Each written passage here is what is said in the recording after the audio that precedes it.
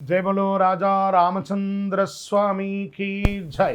మనం ఏమనుకుంటున్నాము, ఈ సంవత్సరం ఉగాది అవ్వగానే వచ్చే మొట్టమొదటి పండుగ ఏదనంటే రాజా రామచంద్ర స్వామి వారి యొక్క కళ్యాణ మహోత్సవం. ఆసేతు హిమాచలం కళ్యాణ వైభోగమే అని చెప్పేసి సీతారాముల కళ్యాణం అని మనం ఎక్కడ చూసినా ఆ కళ్యాణం గురించి ఎక్కువ మాట్లాడుతుంటాం.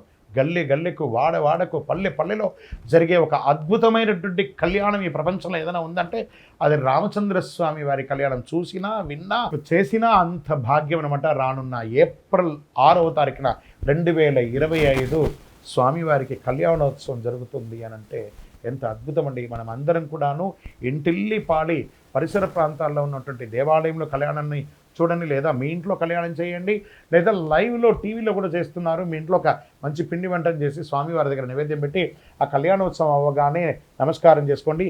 లేదా దగ్గర ఉన్న రామ దగ్గర పోయి ఆ కళ్యాణ అక్షింతలు ఉంటుంది చూసారా, ఆ తలంబ్రాల అక్షింతలు తీసుకొచ్చి ఇంట్లో తెచ్చుకోండి. గృహం ఐశ్వర్యంగా ఉంటుంది. కళ్యాణం కాని వారికి కళ్యాణం అవుతుంది, సంతానం కాని వారికి సంతానం జరుగుతుంది. రాజా రామచంద్ర స్వామి వారి కళ్యాణం అయిన తర్వాతనే మన ఇళ్లలో కళ్యాణం చేయాలని ఉగాది నుంచి రామచంద్ర స్వామి కళ్యాణం వరకు అందరూ ఎదురు చూస్తూ ఉంటారు. ఎప్పుడురా ముహూర్తం వస్తుందా, స్వామివారి కళ్యాణం అయ్యాక మన ఇంట్లో కూడా శుభ కార్యక్రమం చేయాలని ఆ శుభమైనటువంటి రోజు ఆసన్నమైంది.